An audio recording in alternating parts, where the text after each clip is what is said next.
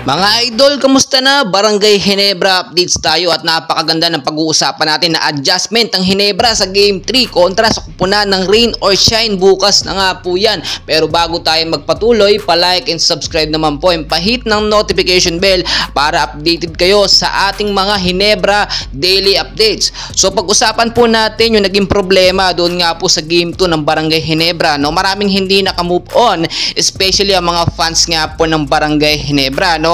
Ang nakita po kasi natin itong pagkakamali yung second half na, no, or yung third at fourth quarter ng game, which is hindi naging effective yung ipinasok nga po ni Coach Tim Cone. So nakita nyo nung first half, napakalaki po ng lamang ng Ginebra, talagang nasa 25 points at so far so good. Maganda naman yung first 5, which is nakita natin may dapat lang alisin doon, no? May pinagsabay kasi si Coach Tim Cone, which is nakapagbigay naman ng magandang depensa, pero nanatili yon pagdating ng third at fourth quarter ng game, which is dapat hindi po mangyari sa game 3 nila. So ang sinasabi natin, nakita nyo naman yung first 5, no, which is si Stan Hardinger, Japet Aguilar, Tony Bishop, Maverick Aham na Nisi, Scotty Thompson. So si Stan Hardinger at si Japet Aguilar hindi po pwedeng pagsabayin. Aalisin po yung isa doon at posibleng ipasok na lamang sa second half, sa third or sa fourth quarter ng game. Bakit ka mo? Masyadong nag-focus po si Coach Tim Cone sa napakalakas na depensa ng Barangay Ginebra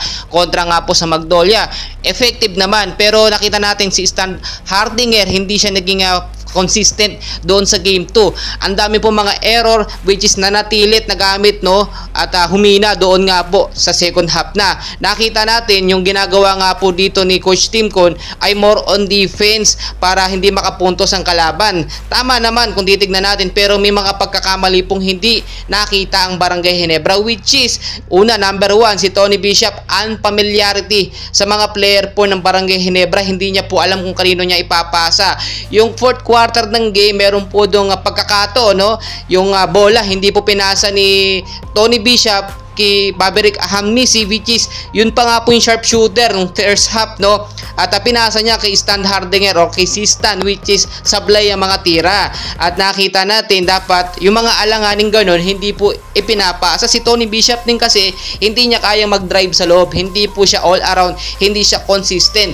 Do may laruan siya kahit papaano, no? Malakas din naman, pwede siyang pang-power forward talaga, pwede rin sentro, matangkad din naman si Tony Bishop, pero hindi niya po na-meet yung criteria or yung qualification at ina-expect po ng mga Ginebra fans na kagaya ng laruan nga po ni Justin Brownlee. At nakita naman natin medyo nakaka-disappoint yung ganung pagkakataon na almost 25 points na ang lamang ay nahabol pa. So itong Rain or Shine at Barangay Ginebra sa game 3 nila, magkakaroon po ng big adjustment itong si Coach Tim Cone, which is yung first 5 babaguhin niya po yun at hindi na po gagamitin yung mga ginamit niya ng first 5. Bakit ko po nasabi? Naging effective ka ng first half pero nanghina naman pagdating ng second half, which is ang mangyayari po dito, new set up po ng first 5 sa first half ng game at yung first 5 po na ginamit do sa game 2 gagamitin po sa second half ng game 3. So nagets nyo po ako kung paano ko po sinasabi, no?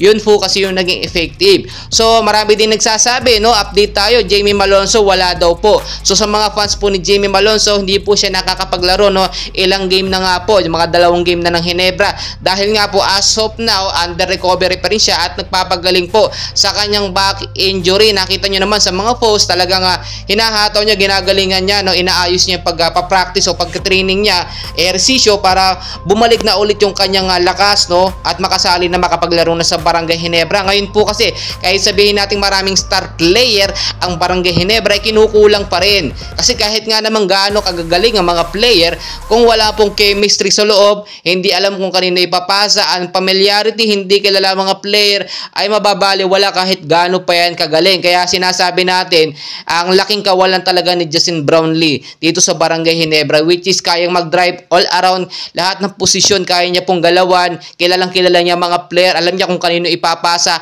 Hindi po sana mangyayari yung ganun. Well guys, abangan natin talaga yung adjustment na gagawin dito ni Coach Tim Cone, and for sure 100% po babaguhin niya ang kanyang first 5 sa game 3. And please, ito pang update natin, no? Justin Noypi Brownlee next year pa po makakapaglaro sa Barangay Ginebra, January 13 po yan, at sa magiging laban nga po ng Ginebra kontra sa NLEX. Konting update lang po yan, wag po kayo tayong maniwala sa mga nagsasabing nasa Pilipinas na at maglalaro pa.